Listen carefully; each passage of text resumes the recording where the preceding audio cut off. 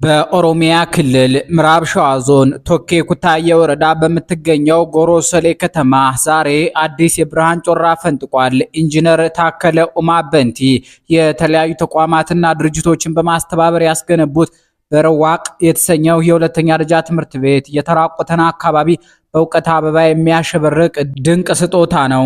ይህ ትምህርት ቤት ተራ የድንጋይና የቆርቆሮ ክምችት አይደለም። ይልቁንም ዓለም አቀፍ መስፈርቶችን ያሟላ የነገ አገር ተረካቢዎችን በላቀ ጥራት ለማፍራት የተዘጋጀ የእውቀት ማዕከል ነው እንጂ ትምህርት ቤቱን ልዩ የሚያደርጉትን ጥቂት እውነታዎች ስንመለከት የፈጣሪውን የታከለ ኡማ በንቲን የሩቅ አሳቢነት እንረዳለን።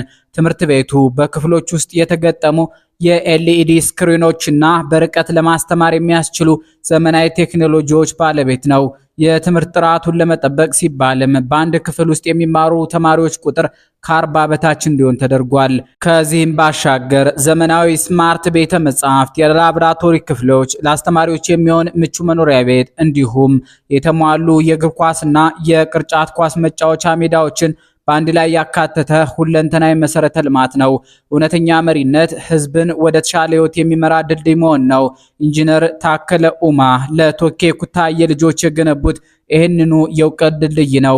ይህ የኢንጂነር ታከለ ኡማ ተግባር ለሀገራችን ባለሀብቶችና አቅሙ ላላቸው ወገኖች በሙሉ ትልቅ የቤት ስራና መንፈሳዊ ቁጭትን የሚጭር ነው። ዛሬ ላይ በሰርግ ድግስ፣ በሽምግልና ጥሎሽና በይሉኝታ የዩልኛ አምልኮ በሚሊዮን የሚቆጠር ገንዘብ ለይስሙላ ስምና ለጊዜያዊ አድናቆት በሚባክንበት ዘመን እንዲህ አይነቱን ዘላቂና ትውልድ ተሻጋሪ ቅርስ ማሰብ መታደል ነው። የጎጃምም ሆነ የሌላ አካባቢ ባለሀብቶች የኔ ከሚሉት ወገን አልፈው ለተወለዱበትና ላደጉበት ማህበረሰብ እንዲህ አይነቱን ዘመናዊ የትምህርት ተቋም ቢገነቡ የሀገራችን የነገ ዕጣ ፈንታ ምንኛ ያማረ ይሆን ነበር ሲሉ የጻፉ አጋጥመውናል። ከጊዜያዊ ዝና ይልቅ በትውልድ ልብ ውስጥ የሚኖር የብርሃን አሻራ ማሳረፍ የላቀ ክብር ነው። ኢንጂነር ታከለ ኡማ በተግባር ያስመሰከሩት አንድ ትልቅ እውነት አለ። አገር የምትገነባው በወሬ ሳይሆን በስራ፣ በብልጭልጭ ዝና ሳይሆን በትውልድ ላይ በሚደረግ መዋለ ንዋይ ነው። በረዋቅ ትምህርት ቤት ዛሬ ለጎሮ ሶሌ ከተማ ልጆች የተስፋ ፀሐይ ሆኖ ሲወጣ ለሁላችን ደግሞ ለሀገር ምን አደረክ የሚል ሕያው ጥያቄን ጥሎ አልፏል። ለዚህ አርአያነት ላለው መልካም ተግባርና ለላቅ አሳቢነት ክብርና ምስጋና ይገባል። በኢትዮጵያ ዘመናዊ ፖለቲካና የአስተዳደር ታሪክ ውስጥ ስማቸው በጉልህ ከሚነሱ ወጣት መሪዎች መካከል ኢንጂነር ታከለ ኡማ በንቲ አንዱ ናቸው። ከተወለዱበት የገጠር መንደር ተነስተው አገሪቱ በትኩሳት ውስጥ በነበረችበት ጊዜ የዋና ከተማዋን የአዲስ አበባን መሪነት እስከመያዝ በመቀጠልም በትላልቅ ሀገራዊ ተቋማት ውስጥ የራሳቸውን አሻራ እስከማሳረፍ የዘለቀው ጉዟቸው በትግል፣ በእውቀት፣ በስኬትና በፈተናዎች የተሞላ ነው። ኢንጂነር ታከለ ኡማ የደቡብ ምዕራብ ሸዋ ሰው ናቸው። እነ ሽመልስ አብዲሳ፣ አጫሉ ሁንዴሳና መረራ ጉዲና ሁሉ ዋና ከተማዋን አምቦ ካደረገችውና ለኦሮሞ የፖለቲካ ንቅናቄ ትልቅ ታሪካዊ ስፍራ ካላት ከዚሁ የሸዋ ክፍል ይወለዳሉ። የታከለ የልጅነት ህይወት ልክ እንደማንኛውም የኢትዮጵያ የገጠር ልጅ በችግሮች የተፈተነ ነበር። ከአዲስ አበባ ከንቲባነታቸው ማግስት ለህዝብ ይፋ ያደረጉት አንድ ትዝታቸው የብዙዎችን ልብ የነካና የውስጣቸውን ርህራሄ ያሳየ ነበር። በልጅነታቸው የትምህርት ቤት የደንብ ልብስ ወይም ዩኒፎርም ገዝቶ ለመልበስ አቅሙ ስላልነበራቸው ጠዋት ተምሮ ከሚወጣ ጓደኛቸው ጋር መንገድ ላይ የተገናኙ ዩኒፎርም ተለዋውጠው በመልበስ ከሰዓት በኋላ ክፍል ውስጥ ይገቡ ነበር። ይህን የግል ምስጢራቸውን በአደባባይ የተናገሩት ግን ዝም ብለው ለትዝታ አልነበረም። በአዲስ አበባ ከተማ ከንቲባ በነበሩበት ጊዜ የጀመሩትን የመንግስት ትምህርት ቤት ተማሪዎች የነፃ ዩኒፎርምና የምገባ መርሃ ግብር ምን ያህል ለአንድ ምስኪን ተማሪ ወሳኝ እንደሆነ ለማስረዳት ነበር። የራሳቸው የልጅነት ቁስል የሺዎችን ህይወት ለመፈወስ መድኃኒት ሆነ። ታከለ ኡማ ወደ መሪነት ከመምጣታቸው በፊት በትምህርታቸው እጅግ ስኬታማ የነበሩ ባለሙያ ናቸው። ከአዲስ አበባ ዩኒቨርሲቲ በኢንቫይሮንመንታልና ኬሚካል ኢንጂነሪንግ የማስተርስ ዲግሪያቸውን የጫኑ ሲሆን በሳይንስና ኢኮኖሚክስም ሌላ ሁለተኛ ዲግሪ አላቸው። እውቀታቸውን ይበልጥ ለማስፋት እስከ ዓለም አቀፉ የጋሊሊ ማናጅመንት ኢንስቲትዩትና ስመጥሩ የሃርቫርድ ዩኒቨርሲቲ ድረስ በመዝለቅ በቢዝነስ አድሚኒስትሬሽን ማስተርሳቸውን አግኝተዋል። ገና በአዲስ አበባ ዩኒቨርሲቲ ተማሪ ሳሉ በነቃ የፖለቲካ አሳትፏቸው ይታወቁ የነበሩት ታከለ የሥራ ሕይወታቸውን በኦሮሚያ ክልል የተለያዩ እርከኖች ላይ ጀምረዋል።